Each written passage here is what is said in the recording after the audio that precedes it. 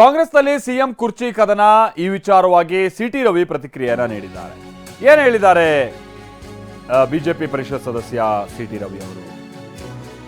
ನೀನ್ ನನ್ನ ಬುಡಕ್ಕೆ ಬಿಸಿನೀರು ಇಡೋಕ್ ಬಂದ್ರೆ, ನೀನು ನನ್ನ ಬುಡಕ್ಕೆ ಬಿಸಿನೀರು ಇಡೋದಕ್ಕೆ ಬಂದ್ರೆ ನಾನು ಆಸಿಡ್ ಇಡ್ತೀನಿ ಅನ್ನೋದನ್ನ ಇದು ತೋರಿಸುತ್ತೆ ಅಂತ ಸಿಟಿ ರವಿ ಲೇವಡಿ ಮಾಡಿದ್ದಾರೆ. ಸಿದ್ದರಾಮಯ್ಯ ಕುಂತ್ರು ಅಷ್ಟೇ, ಡಿ ಕೆ ಕುಂತ್ರು ಅಷ್ಟೇ, ಜನರಿಗೆ ಏನ್ ಮಾಡ್ತಾ ಇದ್ದಾರೆ ಅನ್ನೋದು ಮುಖ್ಯ ಅಂತ ಹೇಳಿದ್ದಾರೆ. ಡಿ ಕೆ ಶಿವಕುಮಾರ್ ಕುಂತ್ರು ಅಷ್ಟೇ, ಕುಂತವ್ರು ಏನು ಮಾಡ್ತಾರೆ ಅನ್ನೋದು ಭಾಳ ಮುಖ್ಯ. ನೀವೇನು ಮಾಡ್ತಾ ಇದ್ದೀರಿ ಕುಂತವರು? ಇದು ಒಟ್ಟು ಏನು ತೋರಿಸುತ್ತೆ ಹೇಳಿ? ಇದು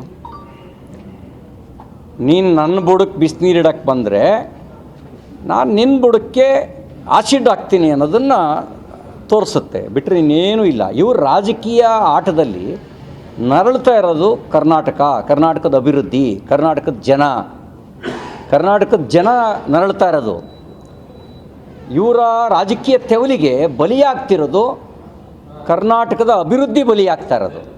ಕರ್ನಾಟಕಕ್ಕೆ ಬರುವಂಥ ತರುವ ಯೋಜನೆಗಳು ಇವರಿಗೇನು ಅಂದರೆ ನನ್ನ ಕುರ್ಚಿ ಉಳಿಸ್ಕೊಳ್ಳೋದಂಗೆ ಆ ಕುರ್ಚಿ ಉಳಿಸ್ಕೊಳ್ಳೋ ಜಗಳದಲ್ಲಿ ಬಲಿಯಾಗ್ತಿರೋದು ಕರ್ನಾಟಕದ ಅಭಿವೃದ್ಧಿ. ನನ್ನ ಚಿಂತೆ ಜನರ ಬಗ್ಗೆ. ಈಗ ಸಿದ್ದರಾಮಯ್ಯನವ್ರು ಎಷ್ಟು ಕಾಲ ಕೂರ್ತಾರೋ, ಡಿ ಕೆ ಶಿವಕುಮಾರ್ ಯಾವಾಗ ಸಿ ಎಂ ಆಗ್ತಾರೋ, ಅದು ನಮ್ಮ ಚಿಂತೆ ಅಲ್ಲ.